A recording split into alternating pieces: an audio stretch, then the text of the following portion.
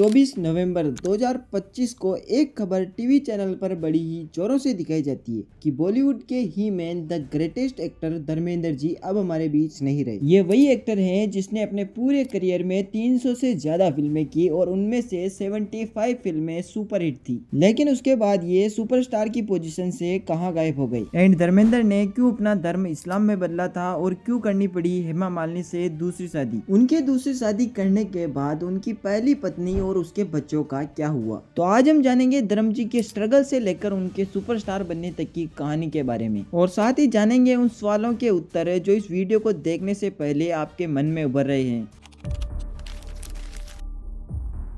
जैसा कि आप जानते हैं कि धर्मेंद्र जी का जन्म पंजाब के एक छोटे से गांव में 8 दिसंबर 1935 में हुआ था। इनके पिता का नाम किशन देओल और माता का नाम सतवंत कौर था। इनके पिता गांव के एक स्कूल में प्रधानाध्यापक थे और अपने बेटे को अपनी ही तरह पढ़ा लिखा कर कुछ बनाना चाहते थे, लेकिन धर्मेंद्र पढ़ाई में कुछ खास नहीं थे। उन्हें तो बस फिल्मों में एक्टर के रूप में काम करना था। इसलिए वो एक दिन अपने परिवार को छोड़कर मुंबई आ गए। जब वो मुंबई आए थे तो उनके पास इतने पैसे भी नहीं थे कि वो अपना पेट भर सके। इसलिए वो मुंबई में एक ड्रिलिंग कंपनी में काम करने लगे, जहाँ से उन्हें केवल 200 रुपए महीने के मिलते थे, लेकिन साथ ही फिल्मों में काम करने के लिए लगातार कोशिश करते रहे। और आखिरकार धर्मेंद्र 1960 में अर्जुन हिंगरानी की एक फिल्म से अपने करियर की शुरुआत करते हैं। उस फिल्म का नाम था दिल भी तेरा हम भी तेरे, और इस फिल्म के बाद चुपके चुपके और शोले जैसी अनेक सुपरहिट फिल्में दी, जिसके बाद पूरी फिल्म इंडस्ट्री में धर्मेंद्र की छवि एक सुपरस्टार के रूप में बनने लगी और इसी के चलते उन्हें हिंदी फिल्मों का ही मैन कहा जाने लगा।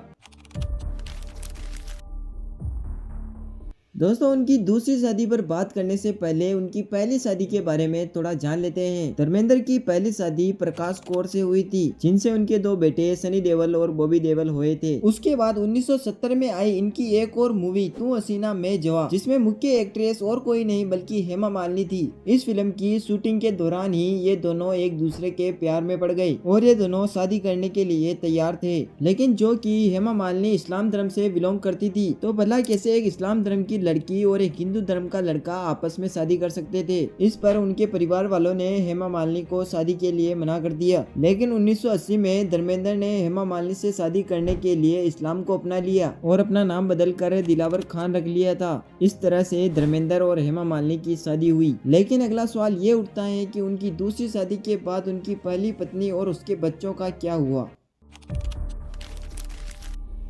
दोस्तों, आपको लग रहा होगा कि दूसरी शादी के बाद धर्मेंद्र ने अपनी पहली पत्नी को तलाक दे दिया होगा, लेकिन ऐसा बिल्कुल नहीं हुआ। धर्मेंद्र की दूसरी शादी के बाद उनकी पहली पत्नी ने डिवोर्स नहीं दिया, बल्कि अपने बच्चों के साथ उन्हीं के साथ रहने लगी और धर्मेंद्र भी मीडिया से दूरी बनाते हुए अपनी पहली पत्नी और उसके बच्चों की परवरिश करने लगे। इस तरह से प्रकाश कौर ने एक बड़े परिवार में संतुलन बनाए रखा और उसे टूटने से बचा लिया। इस बात से धर्मेंद्र भी बहुत खुश थे और इसके बाद धर्मेंद्र एक के बाद एक सुपरहिट फिल्में लाते रहे। जैसा कि आप शुरुआत में जान चुके हैं कि धर्मेंद्र ने अपने पूरे करियर में 300 से ज्यादा फिल्में की और उनमें से 75 फिल्में सुपरहिट थी। जहां दूसरे एक्टर एक उम्र के बाद रिटायरमेंट ले लेते हैं, वहीं धर्मेंद्र की मूवी टीवी सिनेमा में आती रुक नहीं रही थी। धर्मेंद्र की लास्ट फिल्म 1 जनवरी 2026 को रिलीज हो चुकी है, लेकिन दोस्तों वो कहते हैं ना कि होता वही है जो ऊपर वाला चाहता है।